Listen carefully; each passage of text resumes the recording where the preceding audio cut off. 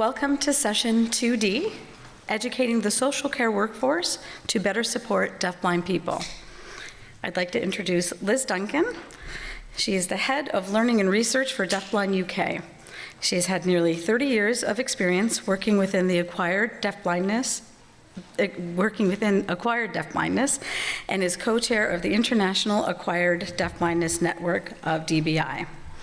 Liz works as part of the research teams on several national and international projects and is a consultant to the Deafblind Studies course run by Birmingham City University. She has extensive experience of devising and delivering learning on acquired deafblindness, often in partnership with colleagues who have lived experience. Welcome. That doesn't sound like me. And now I'd also like to introduce Dr. Peter Simcock. He is a senior lecturer in social work at Birmingham City University, UK, where he is also the course lead for the Certificate and Diploma in Professional Studies, Deafblind Studies program.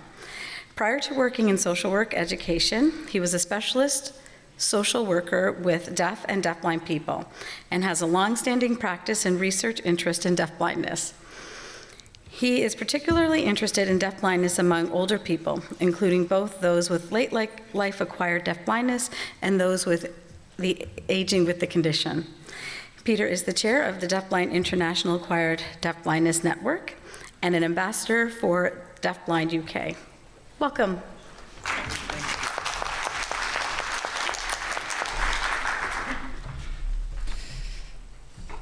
Good afternoon, and thank you very much for coming to hear Liz and I talk today.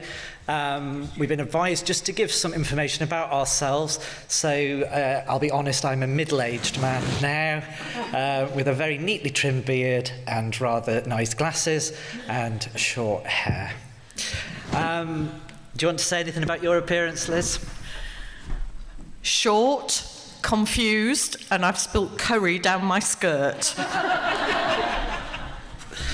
Okay, so the importance of disabled people having access to appropriately trained social care staff has been highlighted by the UN Special Rapporteur in her report on the UN Convention on the Rights of Persons with Disabilities and Support Services, a convention that we know is very important and one that we heard about earlier in the plenary.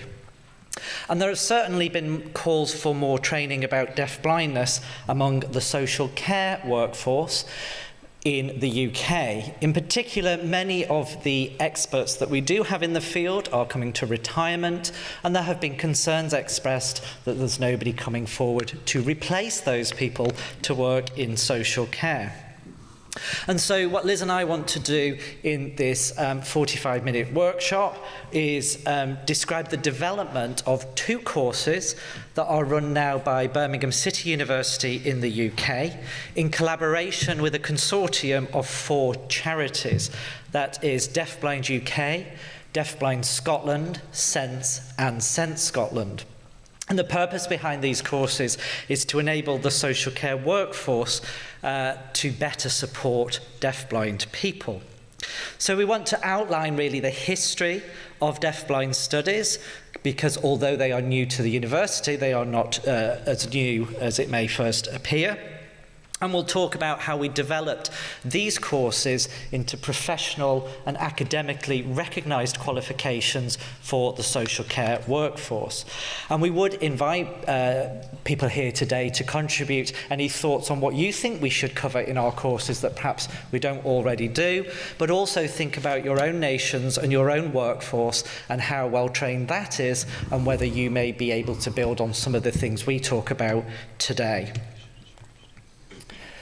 So why are we doing deafblind studies? Why bother? Well, there were multiple reasons, actually, for the development and delivery of these courses. Firstly, we know it's an emerging discipline.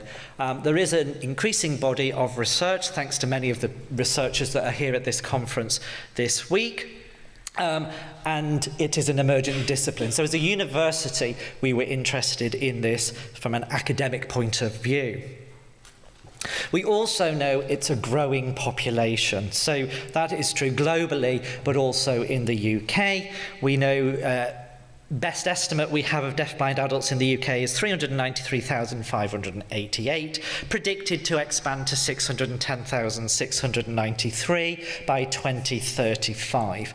Predominantly or principally because we're an ageing population, but of course other factors have contributed to this increase in the deafblind population. In England, where Liz and I are based, Liz lives in Wales. She'll kill me for that. We're one union, despite what Brexit tells us. It matters, says Liz. In England, where I am based, it equates to 5.9 deafblind people per 1,000 population. So these were really important factors pushing forward these courses. But a real trigger, and now we are talking specifically about England, although there were changes in Wales too, is legislative change. In 2014, the CARE Act was passed. Now, the CARE Act has been the most significant change in adult social care law in England in the last 60 years. It is a completely new approach to social care in England.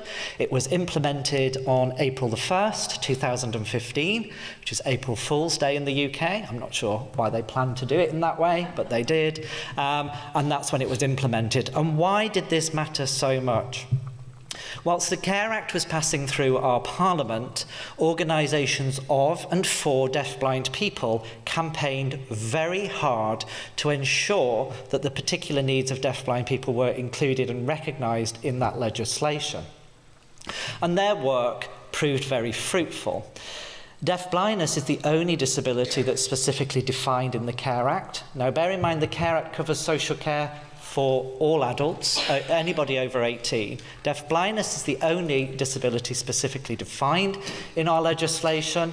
And in our care and support statutory guidance that accompanies that legislation, deafblindness is mentioned 35 times. That is significantly more than single sensory impairment, drug and alcohol, and support for those people. It doesn't get mentioned at all. So you can see the importance of the work that they did.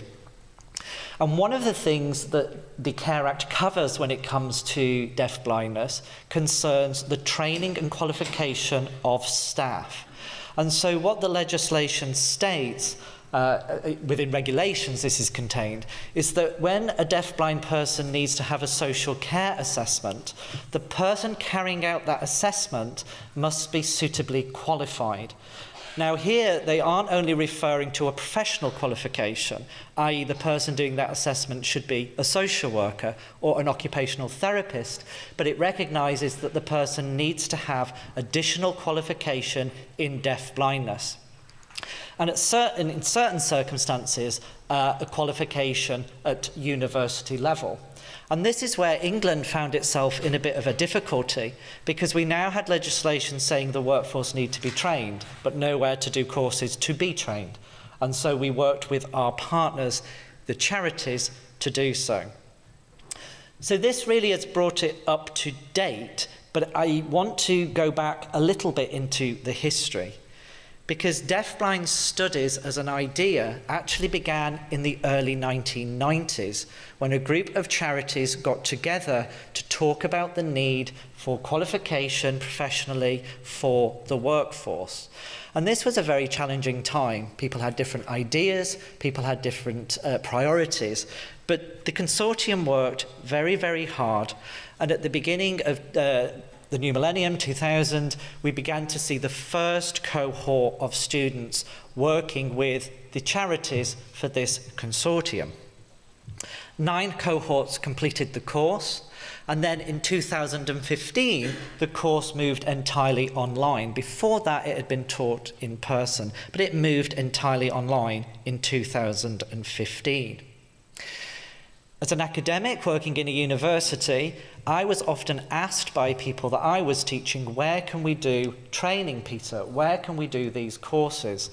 And so in order to help, I signed up to this course run by these charities. And the person looking at the emails thought, he's an academic, he doesn't want to do this course, who's he? And looked me up and thought, he's not in, what's his interest here? And so he contacted me and said, why do you want to know about this course? I said, well, I get asked a lot. We're a university. Perhaps we could validate your course for you. That started a series of meetings, and he came over and said, we don't think validation's going to work, but I'm going to retire. Do you want to run the course? And that's what I did. I laughed and said, well, thanks, but no, that's not the plan. We were just talking about validation. But that evening I thought about it and thought, if he retires, the course will die. Nobody is running this course. We have a workforce that needs to be trained. We have a population that needs to be served. We have a law that requires it. And so the next day I went into work. My manager said, why not? Why don't we do this? We need to take it forward. This led to a very long process of negotiation and discussion with lawyers, with insurance, with the charities, and you can imagine the processes. I used to work for a local authority in England, and I thought that was bureaucratic until I worked for a university, and they take it to a whole nother level. So it was a very long process. We then ended up in COVID, so that threw another dilemma for us to face. But we wanted to get these courses right. So we collaborated extensively with our 4 charitable partners. We consulted with deafblind people, with academics, and with practitioners. And eventually, after a very long, drawn-out process involving legal positions and ownership of the course was finally approved. We appointed an external examiner from a different university, and in March 2022, the first cohort of students began our programme. Those students were social workers or social care workers, rehabilitation workers, or managers in social care services, and they commenced the course in March. The course belongs to Birmingham City University. It is a university course, and so suddenly, whilst the charities had done an incredible job in developing it, the university has access to a lot of resources. We have a library, we have an IT service, we have a disability student support service, and so suddenly we have a lot of resources that we can tap into to develop and enhance these programs. But that's not to suggest that we don't still work with our partners, and so the 4 charities formed the consortium. This consortium really acts as an advisory body on the content of the course. They're something of a critical friend to us, providing us with material, providing us with video material for us to use, interviews with deafblind people and practitioners. They provide information to develop application of the course for practitioners, to ensure that what we teach and cover on our programme has meaning for those working in the field. So what does the research mean for practice, and to ensure they're able to use it in their day-to-day work. And of course, they provide access to the deafblind community. We meet with the consortium annually for feedback on how the course has gone, and at other times as required, and that's organised by the chair. So what is the ethos of these programmes? Well, the ethos of the course really is to reflect the values of both us as a university and the originating consortium. And fundamentally, it is based on the belief that deafblind people have a right to be supported by staff who are suitably qualified and suitably trained in order to receive a high-quality service.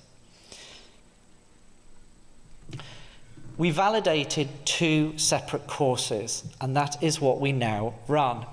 A certificate in professional studies and a diploma in professional studies. Why do we have this language?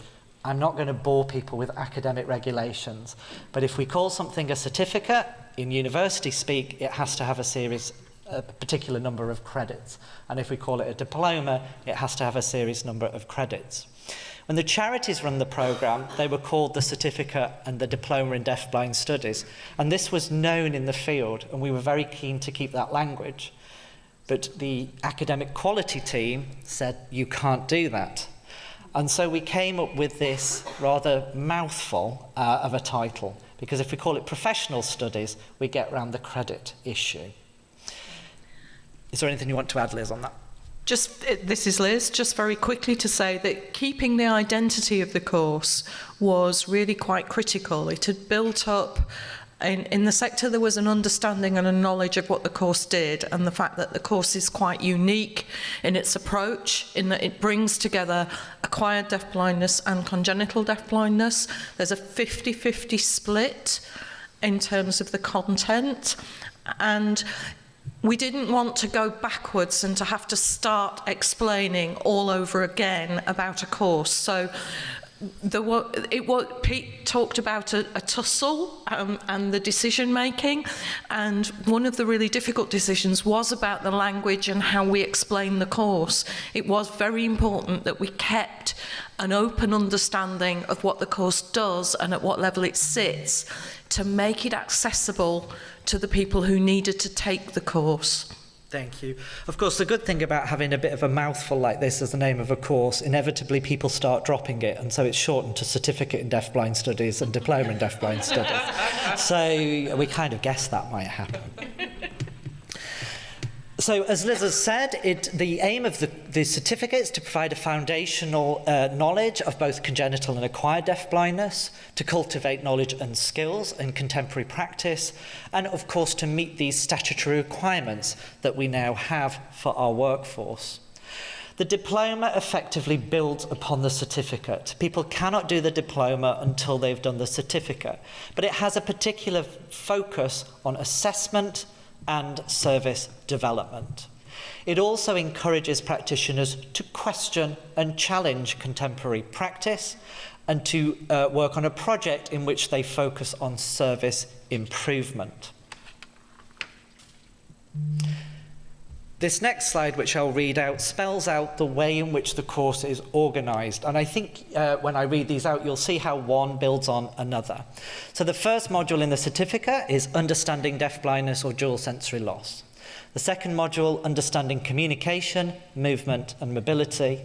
And the third module, Law, Public Policy and Deafblindness. These are all 20 credit modules at what we call Level 4. Level 4 is the equivalent of the first year of an undergraduate degree. The diploma is at Level 5, and you can see by the titles how we build upon it. Understanding and Assessing Deafblindness is the first module. Understanding and Assessing Communication, Movement and Mobility is the second. And the third module here really is a little bit of a homage to a dissertation or an independent study, deafblindness independent study. And again, these are 20 credits, but these are at Level 5. Level 5 is the second year of an undergraduate degree equivalent. In that final module, students can submit a piece of written work, or they can present as an oral presentation or a presentation in sign language if that is their first and preferred language. That is the module, but based on our consultation with practitioners, with deafblind people, with academics, and those that are a combination of those things, the courses are underpinned by what we like to call 3 golden threads. And these have been really stressed to us throughout that process of consultation. Then the first, which really also reflects my own professional background as a social worker, is sources of knowledge, i.e. the sources of knowledge that we use within our teaching on the programme. We draw on knowledge from research, from lived experience of deafblindness, and from practitioner wisdom. And we don't privilege one over the other. We use those 3 and encourage students to think critically about those 3. And so people involved in teaching the course are academics, are people who are deafblind, are practitioners such as social workers or rehab workers, and of course are people that are actually a combination of those things. It's incorrect, of course, to suggest that they're 3 separate entities. That's to suggest that deafblind people, of course, can only ever be clients, which is simply not true. And I'm looking around the room already, and people will know that nothing's altruistic, is it? I'm friendly, get to know everybody, because secretly I'm thinking they'll teach on my course. And many people here, I'm delighted to say, already have done so. The second of our golden threads, and this came from consultation, is that our teaching to the practitioners of the future must stress the substantial diversity of the deafblind population. And of course we talk about congenital and acquired deafblindness, but we actually think about that more critically. In the first module, we complicate that idea, discussing whether it's actually adequate or inadequate, and we think about subcategories. But what we also recognise is the diversity amongst the deafblind population is not simply diversity of the impairment, but deafblind people, like everyone else, is diverse across other domains. And so we encourage students to explore, what is it like to be deafblind and a woman as opposed to a deafblind man? What is it like to be a black, gay, deafblind man living in the global south? So thinking about these other domains and how that will impact on people's experience. The final of these golden threads emerged from some of my own research in deafblindness, and also, again, came very strongly from our consultation. Much of the research, much of the literature on disability more generally, and as well deafblindness, focuses on needs and risks and challenges and difficulties. What we don't see so much of is where is the research on what are deafblind people's strengths? What is their contribution to society? And so this final thread we take in the course is what we term a salutogenesis approach. We think about the potentiality of deafblind people. We encourage the workers in their assessments to ask deafblind people what's good about being deafblind. In what ways has being deafblind contributed to society? In what ways do you contribute not despite your deafblindness, but because of it? Because it gives us unique insights on the world. And so these three threads run throughout both programs, run throughout each module. When we began to think about how we deliver this program, we decided to deliver it online. And this wasn't without controversy. Some people challenged us and said, how can you do a course online about deafblind people? Deafblind people touch each other. That sounded inappropriate. Deafblind people, touch is most important to deafblind people. How can you do this online? But really there were two arguments that we used to persuade the university to agree.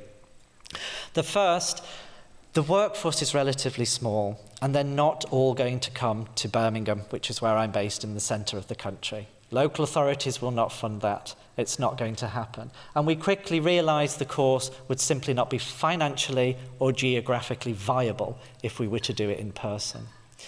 The second is the courses that we do are not deafblind awareness.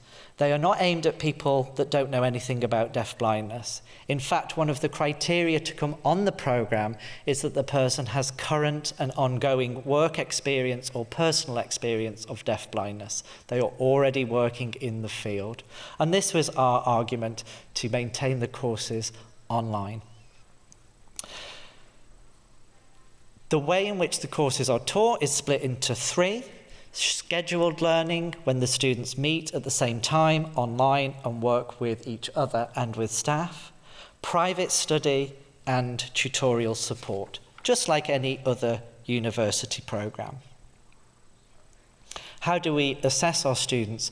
Again, this is an academic qualification, but it is also a professional qualification, and we really want to ensure that the learning that the students have informs the work that they do day to day.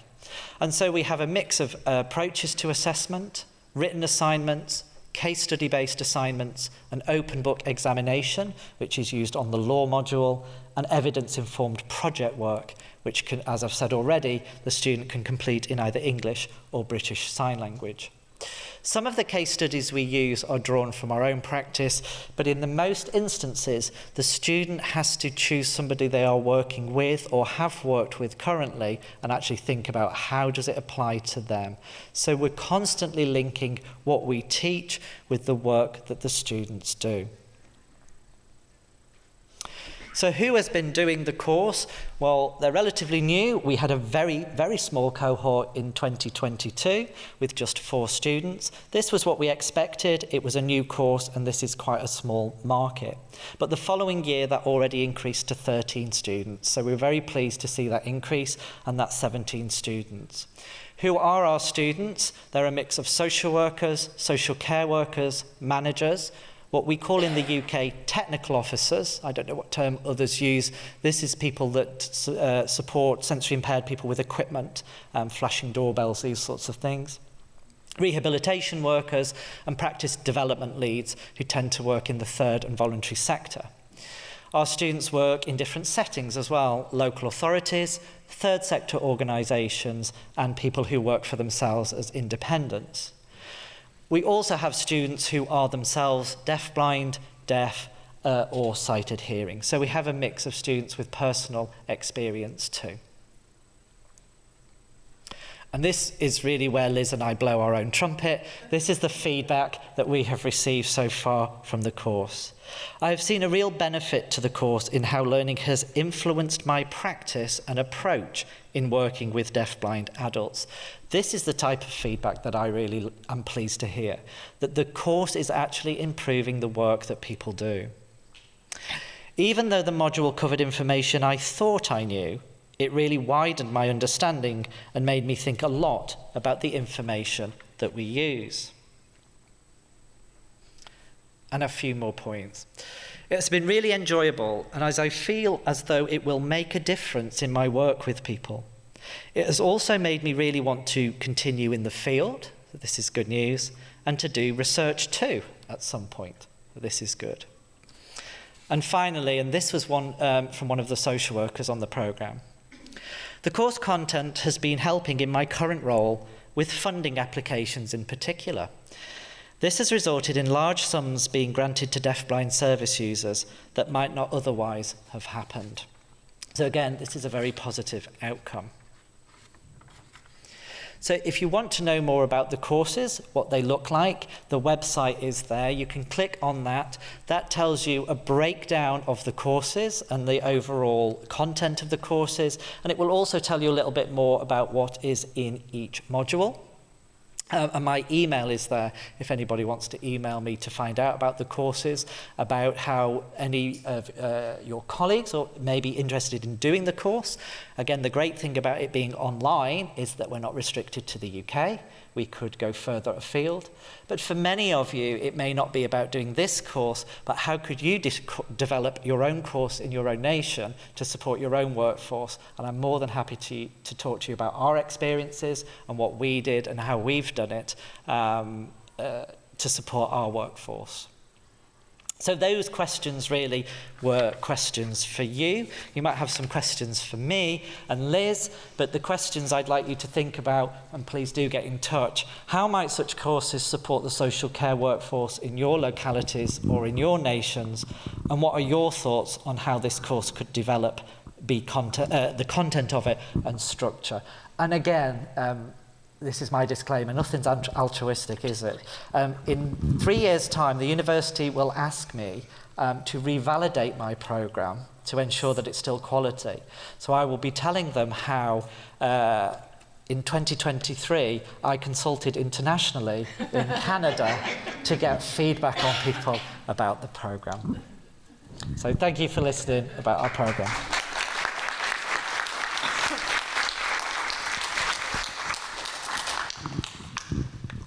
I have the microphone if anybody has any questions. I'll break the ice to get us started. Thanks, Walter. So it's Walter from the Research Network. I have a very Canadian question. Do you think it is realistic that this may be available in French at some point? Do you think we could do that? No.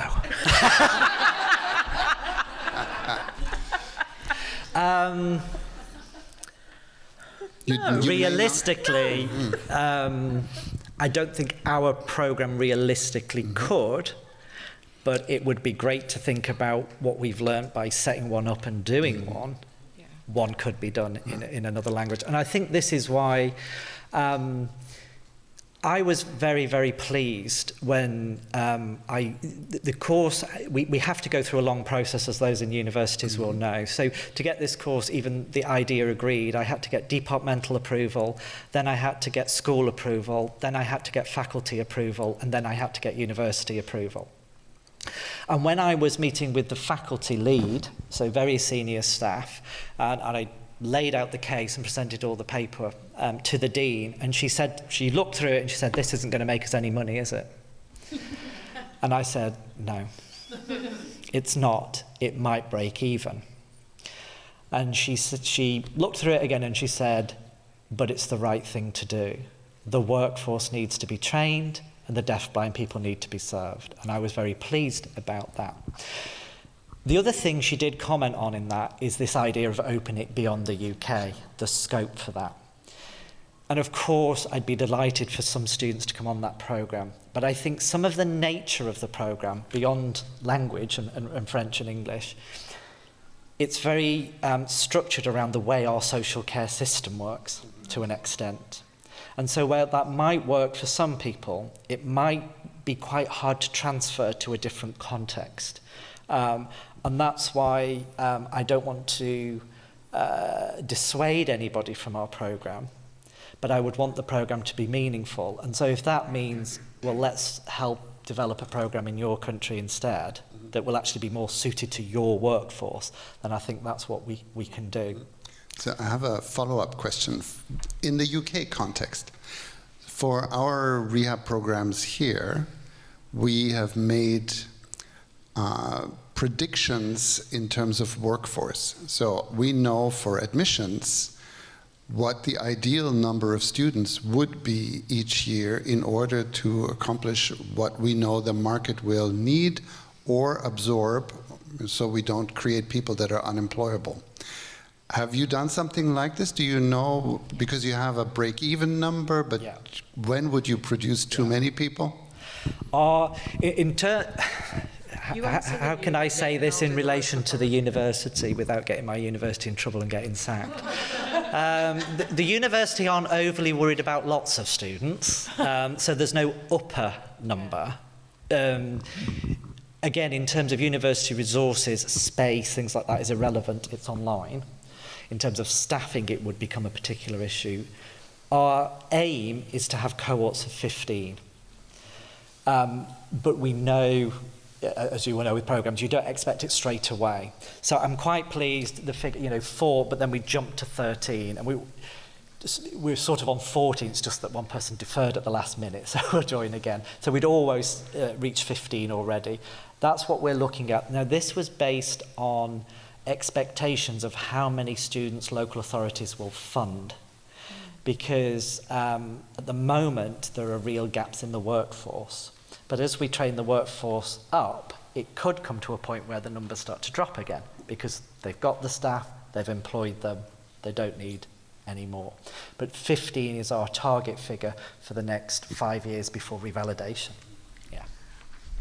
That's from the university point of view. So part of my role is the social care external workforce, because I'm much more involved with local authorities and the third sector organisations who we also need the staff. So the charities that support people with deafblindness, we also need people skilled to this level.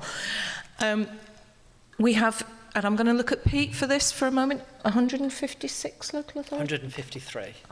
153 local authorities across England and Wales. That's across England. That's across England. 156 probably. Yeah, 156 if you include England and Wales together.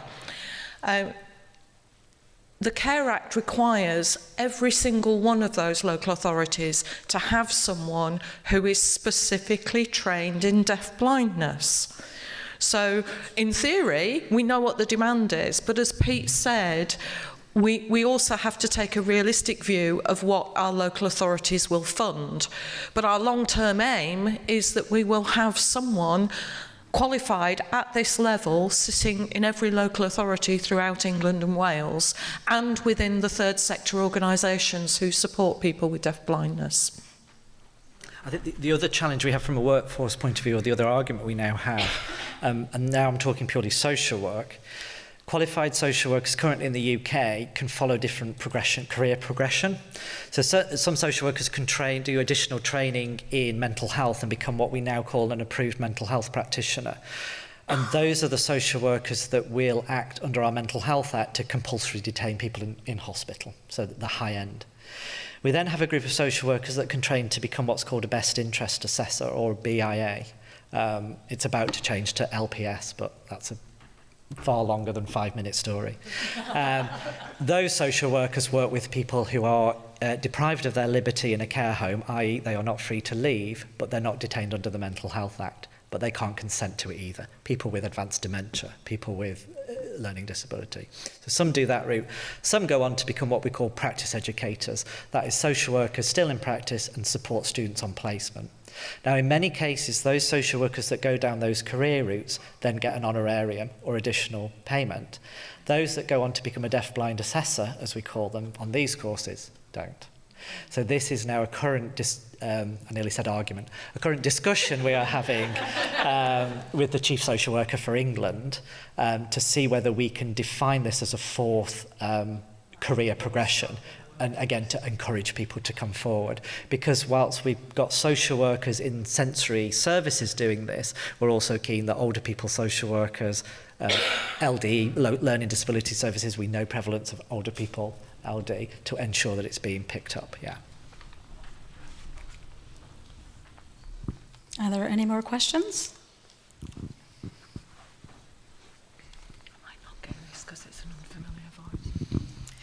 Nancy Longo, Canadian Helen Keller Center.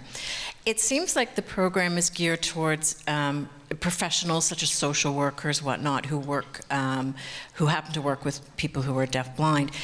I'm wondering about the direct support professionals, the ones that maybe we see here that are, here in Canada we call them interveners, in other places they might call them interpreter guides. I'm getting that your program isn't necessarily geared towards that group. I'm wondering where they get their training in the communication methods, for example, ASL or the two-hand manual, and is there a need for another program geared towards that group of workers? Yeah. Okay, so this is Liz replying.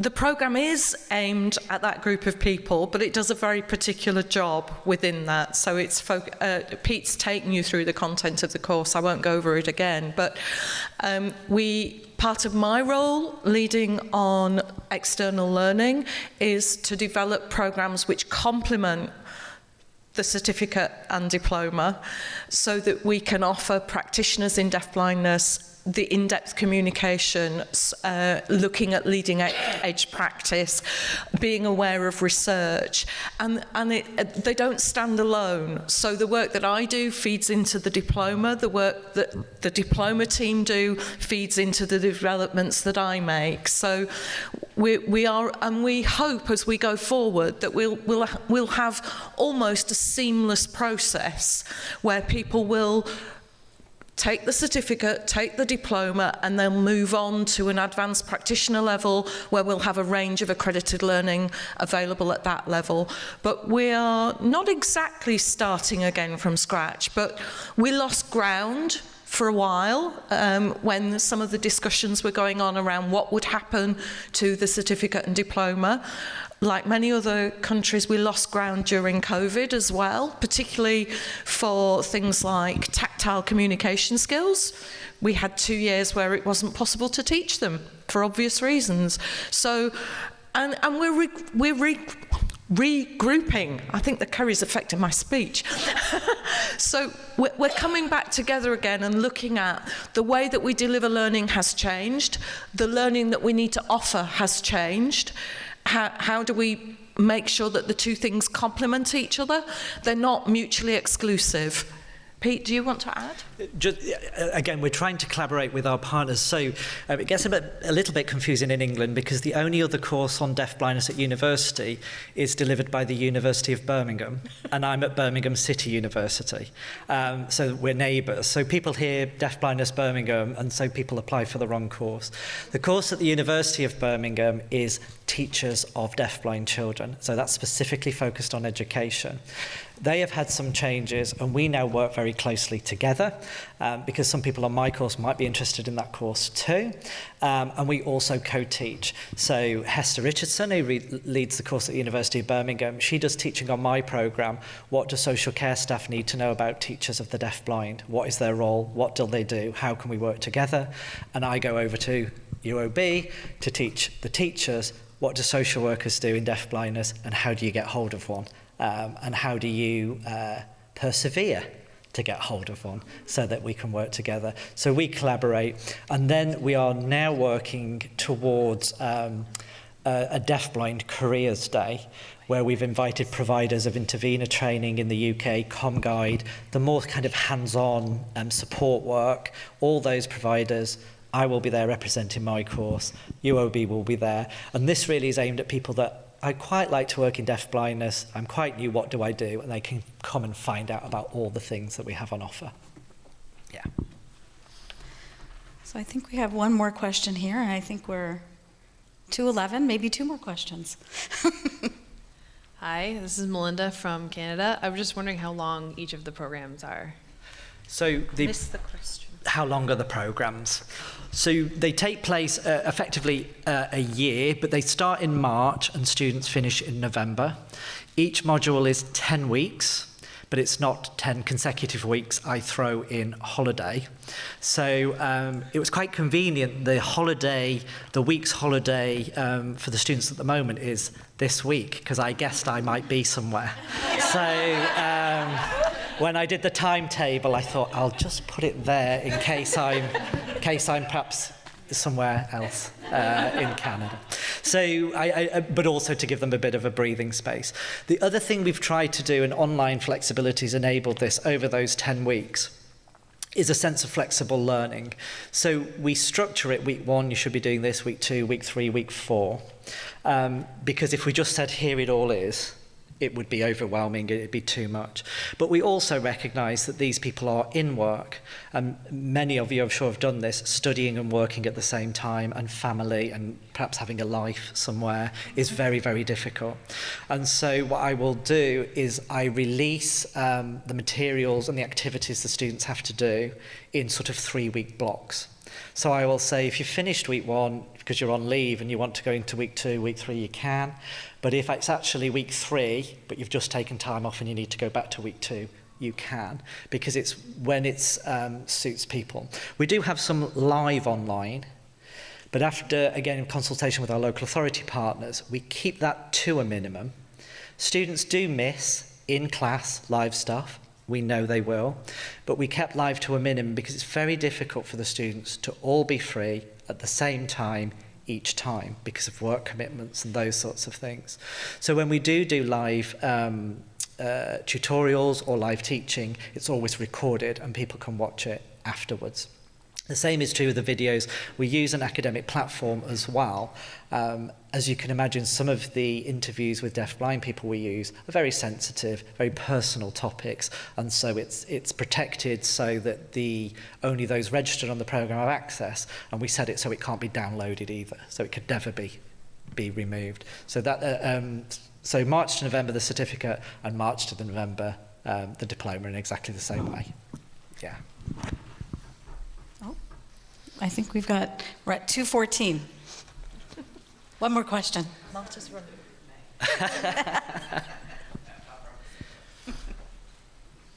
Thank you. Thank you, Peter. Thank you. It's Karen Wickham from Western Australia here. I wanted to compliment your golden threads concept. I thought that was just perfection in the way you delivered it and in the whole concept. I wanted to compliment you on that. But my question is really about, with the possibility around this being available to other countries and how that could develop, is the content of the course, the barriers you see to that, is that just around the law? Is the rest of it very easily transferable, or are there other areas where it perhaps wouldn't be a good fit internationally? And if so, how do you perceive maybe addressing those? Yeah, I think that's a really good question. my view would be that the main sticking point is the law, is the law module. What we are currently, so far, although we are UK, so far our students have all come from England, completely from England. But we do provide resources around Wales. I'm currently working with colleagues in Scotland to ensure that our material is ready for Scottish students, and we can do that. So there's no reason why we couldn't consider that. The other thing that I think is really important, with my other hat on, I teach law to social workers, as you know, Karen. And I think the other thing that's really important, although we have material, for example, for our English students on the Care Act, the reality is the law will change. It always does. Things change. And what the law module is really about is understanding legal concepts and how to use them, rather than what does Section 18 say, because inevitably Section 18 will change at some point. So the law module really focuses on wider international provision anyway, so UN Convention on the Rights of Disabled Persons, those sorts of things. And the aim of the module really is less about can the students remember what I would call black letter law, what the law says. What we're really assessing is can the students research law? Do they know where to look? Do they know where to go? And do they know how to use it? Do they understand the difference between legislation, regulations, policy? Do they understand international provision and how that is with domestic provision? So really, those wider legal concepts and the focus on rights that we particularly have are very keen, I think, to ensure that students support deafblind people with their rights rather than their needs, because, as we know, needs are subjective and can vary depending on the resources the local authority have got, whereas rights are static and consistent. I think if I don't want to suggest anything, but if colleagues of yours were interested in the course, I'd be happy to talk with you and work together about how we could make the module meaningful for them. Yeah. And that would be potentially for any country? Potentially for any country, unless I think the system was so different, the organisation was so different, that might be complex, and I'd probably enter conversations around why don't we look at developing a course that's suited to your workforce, I think. Yeah. You're welcome. Yes, Liz, just very quickly, it's worth saying that going back a number of years before before the original course went online, one of the strengths of the course was that there were some international students on it, and there were those adaptations made to the the law and public policy sections. So there is a precedent for that, and that, I'm not trying to push Pete into a corner and make him make it international, but it is something I personally would like to see happen. And it's all right, he'll deal with me later. The university always charged double for international students, so I'll just leave that there. Thank you very much. Thank you. So thank you for today's presentation. And as a small token of appreciation, of course, we have a gift for you, Liz, and for you, Peter. Thank you, that's very kind. Thank you. Thank you so much.